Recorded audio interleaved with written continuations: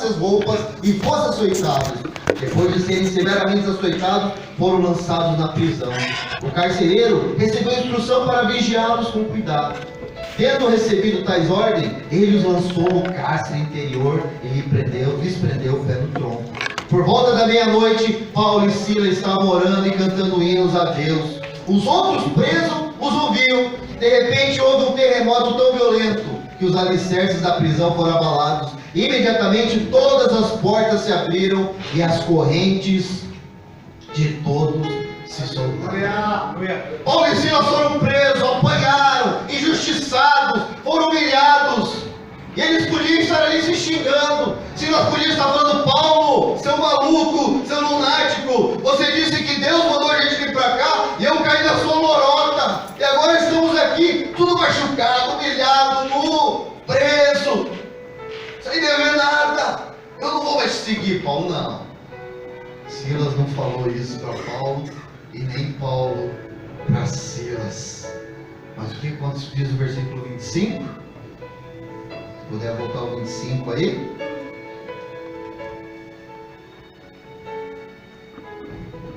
Por volta da meia-noite, Paulo e Silas estavam orando e cantando hinos a Deus, e os outros presos ouviram. A primeira característica daqueles que desejam usufruir do poder de Deus em meio às situações críticas da vida é que entende que eles são servos de Deus, entende que eles são vaso de honra de Deus. Ele ou ela reconhece de como Deus é Deus em toda e qualquer situação. Amém, querido? O apóstolo Paulo teve um encontro tão grande com Jesus em Atos 9, que ele entendia que mesmo estando ali, e ele ensinou tão bem Silas, passou isso tão bem para Silas, que ele entendeu que eles estavam ali, porque eles tinham a convicção que Deus mandou eles estarem ali, e se eles forem presos, Deus tinha um propósito daquilo tudo. Aqueles que entendem a Deus, aqueles que usufruem do poder da graça de Deus em toda e qualquer situação, entendem que tudo coopera para o bem daqueles que amam a Deus. Amém, querido? Reconhecer Deus é depender totalmente dele. Reconhecer Deus é se manter sempre relacionado em qualquer situação com ele. Está tudo bem? Eu oro, busco a Deus. Está tudo mal? Aí que eu oro e busco a Deus. Antes de serem presos, eles estavam orando, levaram Lídia até o Senhor, foram para o lugar de oração, expulsaram aquele demônio, foram usados pelo Senhor. E depois foram presos, humilhados, espancados. O que eles fizeram? Oraram e adoraram a Deus. E os outros presos os escutavam. Então a primeira característica é que nós buscamos a Deus, dependemos de Deus, reconhecemos o Senhor em toda e qualquer situação. Mateus 10, 29. Joga aí para mim, por favor. Mateus 10, 29 a 31. O que o Senhor diz para nós? Mateus 10, 29 ao 31.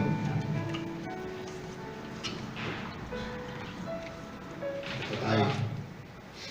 Não se vende dois passarinhos por um asa? Nenhum deles cairá em terra sem a vontade de vosso Pai. E até mesmo os cabelos das vossas cabeças estão todos contados. E o 31, não temais, pois mais valeis vós do que muitos passarinhos. Ou seja, nenhum passarinho cai do céu ou deixa de voar sem consentimento do Pai, disse Jesus. E muito mais vocês. Nada vai acontecer na sua vida se você estiver na minha direção, sem o consentimento do Senhor. Amém, querido? Isso é fé, isso é dependência. Isso é usufruir da graça, do poder do Deus Todo-Poderoso. Lembra de Daniel? Decretaram uma lei que ninguém podia fazer pedido a não ser o rei Ciro. E ele não quis nem saber. Continuou orando de manhã, meio-dia e à noite. E jogaram ele na cova de leões. O que aconteceu? Deus guardou a vida dele. Sadraque, Mesaque e Abednego, Nabucodonosor falou: se humilha perante a minha estátua, se prostre e me adora. Falou: não, o rei não adoraremos, só adoraremos ao Senhor Deus Todo-Poderoso. E jogaram ele na fornalha, acenderam 7 vezes mais. E diz o texto lá em Daniel que nem um fio de cabelo deles foi queimado. Nem um fio de cabelo teu vai se queimar. Nem um fio de cabelo teu vai cair.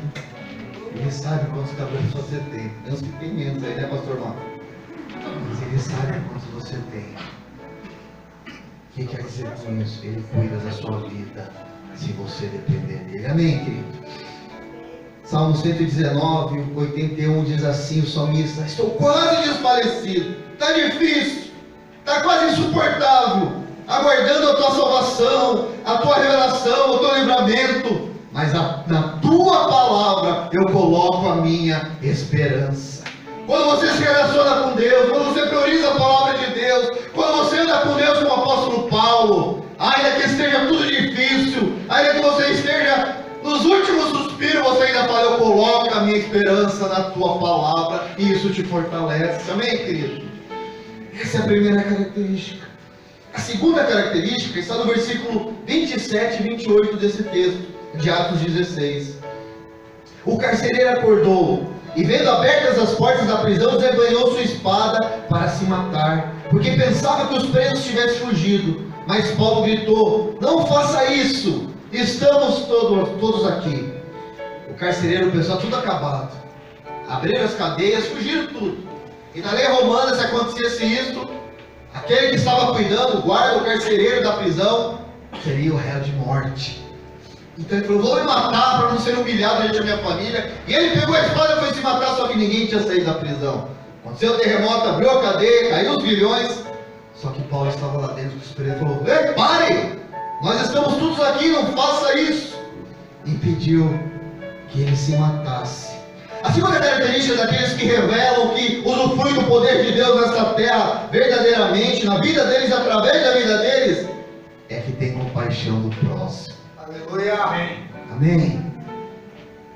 Os outros presos podiam estar pensando: se mata mesmo. Você que ficou aí olhando a gente, se mata. Eu que passei 6 dias lá nesse lugar, ninguém tem compaixão de você lá não. Não quer saber se está certo ou está errado. Para eles você é lixo. Então, mas o apóstolo Paulo não, pela compaixão, ele falou: epa, para aí, não precisa fazer isso não. Nós estamos aqui, calma, ninguém vai fugir. Não precisa tirar a sua vida. Então ele teve compaixão. Paulo podia ter ignorado. Paulo podia deixar ele se matar como os outros ficaram quietos. Ele não. Ele interveio. Ele podia pensar: isso aí não é de Deus, ele não quer nada com Deus, que se mate. Não. Ele impediu que aquele homem fizesse uma atitude desgraçada. E é isso que a palavra de Deus nos ensina. O próprio Jesus, nos evangelhos, no Sermão do Monte, ele diz o seguinte, algo que ele viveu mais tarde contra os seus traidores, porque humilharam e levaram ele para a cruz. O que ele disse em Mateus 5, 43 a 48. Vocês ouviram o que foi dito: ame o seu próximo e odeie o seu inimigo. Mas eu lhe digo: amem seus inimigos e orem por aqueles que o perseguem, para que vocês venham a ser filhos de Deus, seu Pai que está no céu. Porque ele faz raiar o seu sol sobre os maus e sobre os bons, e derrama chuva sobre justos e injustos. Se vocês amarem aqueles que o amam, que recompensa receberão? Até os publicanos fazem isso. E se vocês saudarem apenas os seus irmãos, o que estarão fazendo demais? Até os pagãos fazem isso. Portanto, sejam perfeitos como o Pai de vocês é perfeito. Amém, querido? Amar incondicionalmente. Isso só pode ser dado através do Espírito Santo.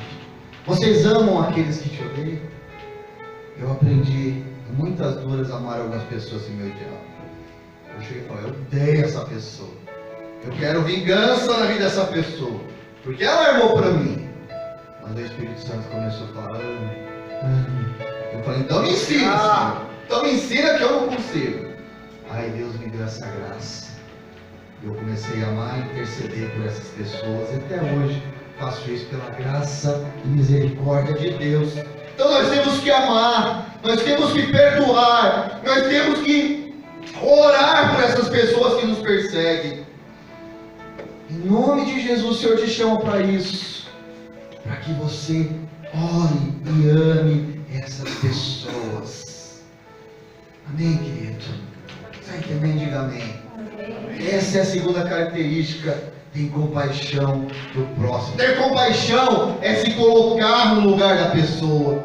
ter compaixão, não é falar, eu amo, está com fome, Deus te abençoe, está com frio. Não, porque nós temos ação social, ganhamos uma cesta ali atrás para levar hoje lá levar essa semana no Ministério Nova Terra, uma cesta lá que o irmão abençoou, Deus abençoe ele e a família dele, em nome de Jesus. Isso é compaixão, se colocar no lugar do próximo. As pessoas são tão miseráveis que odeiam umas às outras. As pessoas são tão miseráveis em espírito, em amor, que querem destruir a sua vida. Elas não têm esse amor. Então é preciso que nós oremos por elas, para que elas também encontrem esse amor que nós encontramos um dia. Amém? Esse é o papel da igreja. E por último, a última característica que eu vejo nesse texto, daqueles que usufruem da graça e do poder de Deus, está no versículo 29 a 34. 29 a 34 diz assim: o carcereiro pediu luz, entrou correndo e trêmulo prostrou-se diante de Paulo e Silas. Então levou-os para fora e perguntou: senhores, que devo fazer para ser salvo? Eles responderam: creia no Senhor Jesus Cristo e serão salvos você e os de sua casa. E pregarão a palavra de Deus. E a ele e a todos que na sua casa pregou a palavra de Deus. 33, naquela mesma hora de noite o carcereiro lavou as feridas deles, em seguida ele e todos os seus foram batizados. Então os levou para sua casa, serviu-lhes uma refeição e com todos da sua casa alegrou-se muito por haver crido em Deus. Então depois de Paulo ter impedido que ele se matasse, o carcereiro falou: o que eu faço para salvar a minha vida então? E aí Paulo falou: creia no Senhor Jesus. Aleluia. Paulo apresentou Jesus para ele. Paulo levou Jesus até ele e a sua família. Eles se converteram e foram salvos. Como eu disse, é a maior bênção de Deus, é o maior milagre de Deus. Eu falava aqui quarta, através da regeneração, da salvação, as coisas de Deus começam a se manifestar. É o primeiro passo, é entregar a vida a Jesus, deixar ser achado por Ele, deixar ser curado, salvo por Ele. As demais coisas começam a fluir na nossa vida. Amém, querido? Então, outras características, aqueles que andam no propósito de Deus, usufruem da sua bênção, da sua graça, é que eles aproveitam todas as oportunidades para conduzir pessoas a Cristo. As pessoas à nossa volta estão longe do Evangelho, estão sedentas por amor de Deus, estão sedentas por esse amor que só Cristo pode dar. Estão enchendo as suas vidas de coisas que não satisfazem, porque eu quero te lembrar ou te falar uma coisa, que o vazio que o ser humano tem é só Jesus Cristo que pode preencher. O vazio que o ser humano tem é do tamanho de Deus. Então não é sexo, não é droga, não é dinheiro, não é poder que vai preencher, mas é o Espírito Santo. E nós somos chamados, aqueles que já entregaram a vida a Jesus, para aproveitar todas as oportunidades e levar esse amor para aqueles que não conhecem, e levar o que pode preencher esse vazio. Queridos, precisamos estar atentos, pois seja através do evento sobrenatural como teve na vida do apóstolo Paulo, ou através de um evento simples, mas o importante é testemunharmos de nossas vidas ao próximo, ao coração do próximo. Elas estão esperando só uma palavra rema, uma palavra revelada para a vida dela, para serem salvas das mãos de Satanás. Cadê o Ednei? Foi no banheiro, Ednei? Bom, ele não está aí, mas tenho liberdade para usar o nome dele, já conversamos sobre isso. O Ednei trabalha comigo. Faz 8 anos que eu conheço ele. Quando eu cheguei em Curitiba, eu já era cristão, convertido. Comecei uma igreja na direção de Deus no passado, então já vim nesse propósito, além do meu trabalho. Eu Ednei, por 8 anos eu preguei a palavra para ele. Muito amigo meu, discutimos várias vezes, brigamos várias vezes, somos amigos, andamos juntos, mas toda oportunidade que eu podia, eu falava do amor de Deus para ele.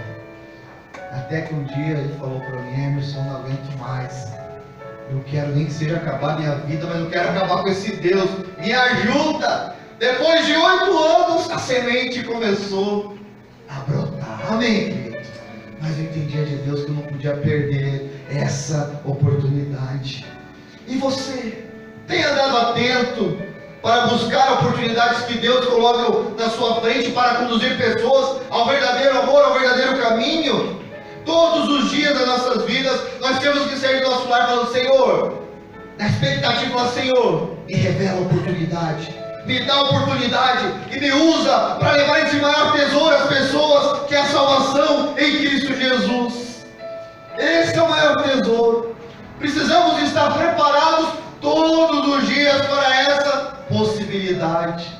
São esses que usufruem verdadeiramente da graça e do poder de Deus, porque ela recebeu tanta graça, ela recebeu tanta misericórdia, ela recebeu tanto amor, que ela não aceita ficar só com ela tem que compartilhar. Ei, olha aqui, tem algo bom, tem comida sadia, tem vida verdadeira em Jesus, eu conheci.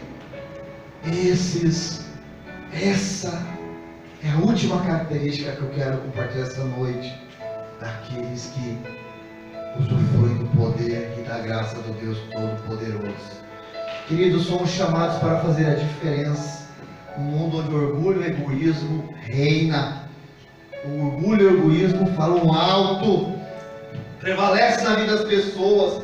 O lema deste mundo é: cada um por si e Deus por todos, não é assim? Cada um por si. Vai lá, Renato, do teu jeito, problema teu se você quebrar a cara, e Deus tem misericórdia de você.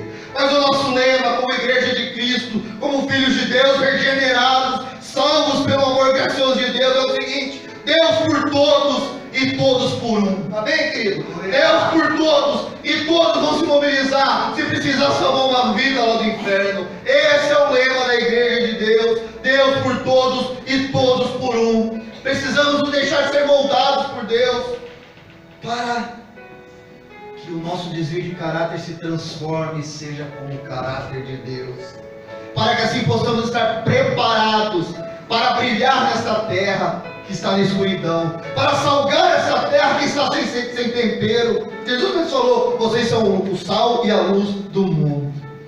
Certa vez eu ouvi uma frase que diz assim: caráter é aquilo que você é no escuro, aquilo que você é quando ninguém está perto. Muitas vezes nós vestimos uma roupa na igreja, time de blazer, aleluia, glória a Deus, sou santão, glória a Deus, ninguém toca em mim, vai ser fulminado. Misericórdia, nós somos falhos, nós dependemos da graça de Deus, e por isso nós temos que deixar Ele transformar o nosso caráter igual ao caráter de Cristo. Isso é verdade, querido. Nós precisamos viver o Evangelho, nós precisamos pregar o Evangelho, nós precisamos usufruir do Evangelho e expandir o Evangelho. Precisamos exalar o Evangelho, essa é a palavra que eu queria, exalar o bom aroma suave de Cristo. Assim nós estaremos usufruindo da verdadeira graça e do verdadeiro poder de Deus. E mesmo em meio a situações críticas, nós seremos que nem o apóstolo Paulo, estaremos firmes, confiantes em Deus, glorificando o nome dele, porque nem um fio do nosso cabelo vai cair sem a permissão dele. E na oportunidade, ajudando aqueles que estão ao nosso redor a não fazer empurrada e a encontrar esse caminho verdadeiro também. Amém, querido? Posso ouvir um amém? Amém. Graças a Deus. Quero orar com você essa noite por você. Antes de orarmos, quero ler o último texto, 2 Coríntios 12, também escrito pelo apóstolo Paulo. Aleluia. Romanos, 1 Coríntios, 2 Coríntios 12, 9 e 10. Diz assim, 2 Coríntios 12, 9 e 10. Mas ele me disse: minha graça é suficiente para você, pois o meu poder se aperfeiçoa na sua fraqueza. Portanto, eu me gloriarei ainda mais alegremente em minhas fraquezas, para que o poder de Cristo repouse sobre mim. Por isso, por amor de Cristo, regozijo-me nas fraquezas, nos insultos, nas necessidades, nas perseguições, nas angústias, pois quando sou fraco, é que sou forte. Aleluia. Pode falar, que louco esse apóstolo Paulo, ele dá glória a Deus na dificuldade, na fraqueza, quando não tem nada.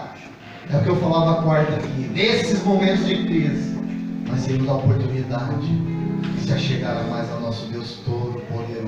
Glória a E Deus. conhecer Ele na sua intimidade. Amém? Glória a Deus. Eu quero orar com você. Qual é a sua fraqueza? Qual está sendo a tua crise? Eu quero orar essa noite em nome de Jesus, para que você saia essa noite daqui na unção do Espírito que estava sobre o apóstolo Paulo, o Espírito Santo, e você possa usufruir da graça e do poder do verdadeiro Deus Todo-Poderoso. Fique de pé, vamos orar em nome